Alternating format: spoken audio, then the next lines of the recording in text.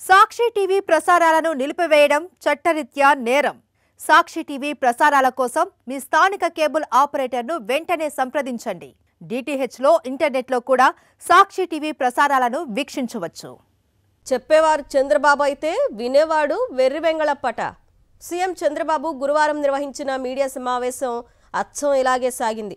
వినేవాళ్లు ఏమనుకుంటారో అన్న స్పృహ కూడా లేకుండా ఆద్యంతం ఆయన గప్పాల ప్రవాహం సాగింది. ఈయనకు ఐటీ కార్యదర్శి కాటమనేని భాస్కర్ కూడా బుర్రకథలో మాదిరిగా తానా అంటే తందానా అన్నట్లుగా వంతపాడారు. ఏ రిజర్వాయర్లోకి ఎంత నీరు వస్తోందో, ఎంత నీటిని విడుదల చేయాలో టెక్నాలజీతో ఇప్పుడు తెలుసుకున్నట్లు ముఖ్యమంత్రి గొప్పగా చెప్పారు. నిజానికి కేంద్ర జలసంఘం దేశంలోని ముఖ్యమైన జలాశయాల ప్రత్యక్ష నిల్వ సామర్థ్యాన్ని పర్యవేక్షిస్తూ ఎప్పటికప్పుడు బులెటిన్లు విడుదల చేస్తూ ఉంటుంది.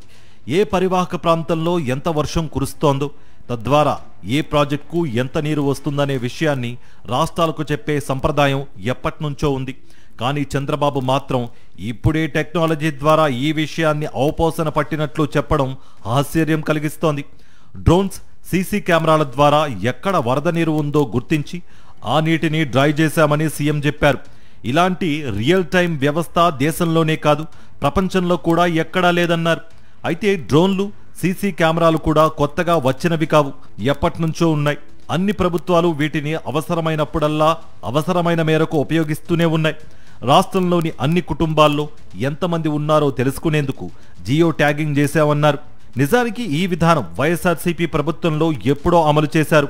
ఇళ్లకు గత ప్రభుత్వంలోనే జియో ట్యాగింగ్ చేశారు. చంద్రబాబు చెప్పినట్లు కొత్తగా వచ్చిన విధానమేమీ కాదిది. తుఫాను కదలికలను గంట గంటకు టెక్నాలజీ ద్వారా పర్యవేక్షిస్తూ పౌరులకు 28 రకాల సూచనలతో మెసేజ్లు పంపుతూ అప్రమత్తం చేశామని ఐటీ శాఖ కార్యదర్శి కె భాస్కర్ రావు చెప్పారు.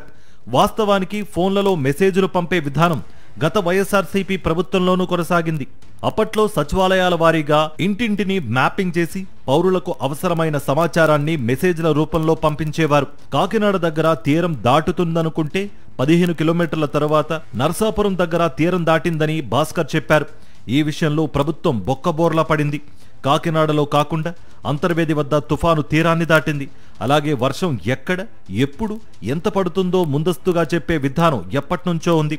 ఈ విషయంలోనూ ప్రభుత్వం అట్టర్ ఫ్లాప్ అయింది. ఓ విధంగా మోంతా దాగుడు మూతలు ఆడిందని చెప్పి నవ్వుల పాలయ్యారు.